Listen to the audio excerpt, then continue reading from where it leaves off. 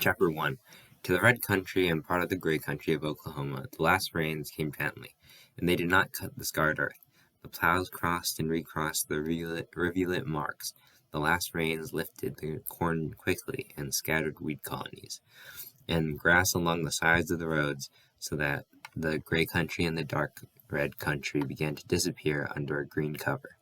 In the last part of May the sky grew pale, and the clouds that hung in high puffs for so long in the spring were dissipated. The sun flared down on the growing corn day after day until a line of brown spread along the edge of each green bayonet. The clouds appeared and went away, and in a while they did not try any more.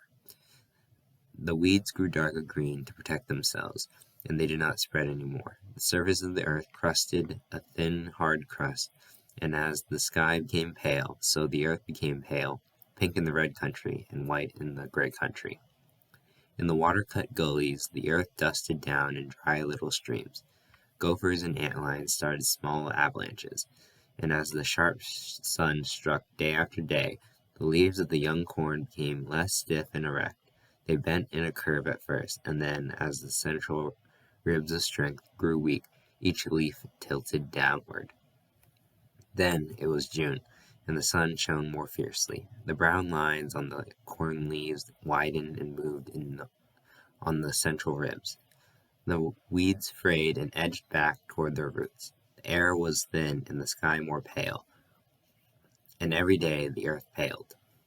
In the roads where the teams moved, where the wheels milled the ground and the hoofs of horses beat the ground, the dirt crust broke and the dust formed. Every moving thing lifted the dust into the air. A walking man lifted a thin layer as high as his waist, and a wagon lifted the dust as high as the fence tops, and an automobile boiled the cloud behind it. The dust was long in settling back again. When June was half gone, the big clouds moved up out of Texas in the Gulf, high, heavy clouds, rainheads. The men in the fields looked up at the clouds and sniffed at them and held wet fingers up to sense the wind. And the horses were nervous while the clouds were up. The rainheads dropped a little spattering and hurried on to some other country. Behind them the sky was pale again, and the sun flared. In the dust there were drop craters where the rain had fallen, and there were clean splashes on the corn, and that was all. A gentle wind followed the rain clouds, driving them on northward, a wind that softly clashed the drying corn. A day went by, and the wind increased, steady, unbroken by gusts. The dust from the roads fluffed up and spread out and fell on the weeds beside the fields, and fell into the fields a little way. Now the wind grew strong and hard, and it worked at the rain crusts in the cornfields. Little by little the sky was darkened by the mixing dust, and the wind fell over the earth, loosened the dust, and carried it away. The wind grew stronger, the rain crust broke, and the dust lifted up out of the fields and drove gray plumes into the air like sluggish smoke. The corn threshed the wind and made a dry, rushing sound. The finest dust did not settle back to the earth now, but disappeared into the darkening sky. The wind grew stronger, whisked under stones, carried up straws and old leaves, and even little clods, marking its course as it sailed across the field. The air and the sky darkened, and through them the sun shone redly, and there was a raw sting in the air. During the night the wind raced faster over the land, dug cunningly among the rootlets of the corn, and the corn fought the wind with its weakened leaves until the roots were freed by the prying wind, and then each stalk settled warily sideways toward the earth and pointed in the direction of the wind. The dawn came, but no day. In the gray sky a red sun appeared, a dim red circle that gave a little light, like dust. And as the day advanced, the dusk slipped back toward darkness, and the wind cried and whimpered over the fallen corn. Men and women huddled in their houses, and they tied handkerchiefs over their noses when they went out, and wore goggles to protect their eyes. When the night came again, it was black night, for the stars could not pierce the dust to get down, and the window lights could not even spread beyond their own yards.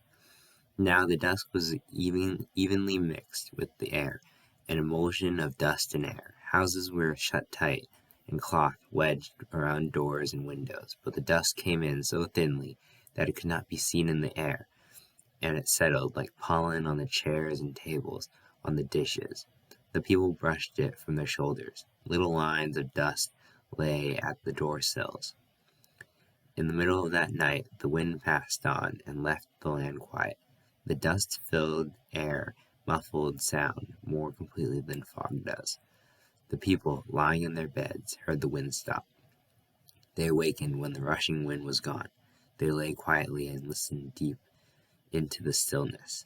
Then the roosters crowed, and their voices were muffled, and the people stirred restlessly in their beds and wanted the morning. They knew it would take a long time for the dust to settle out of the air.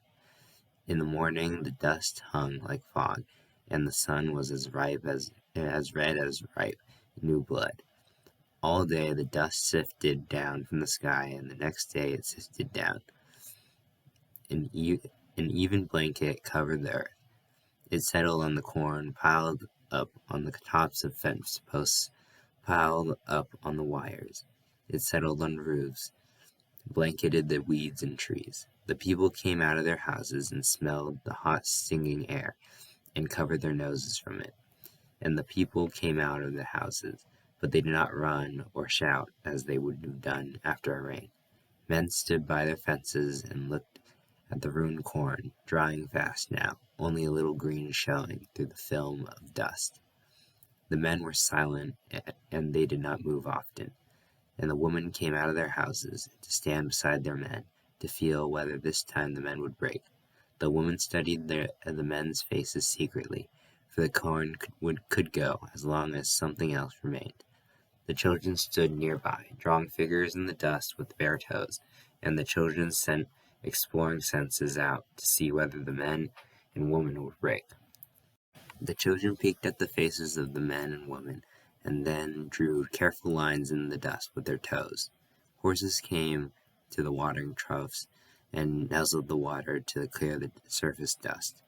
After a while, the faces of the watching men lost their bemused perplexity and became hard and angry and resistant. Then the women knew that they were safe and there was no break.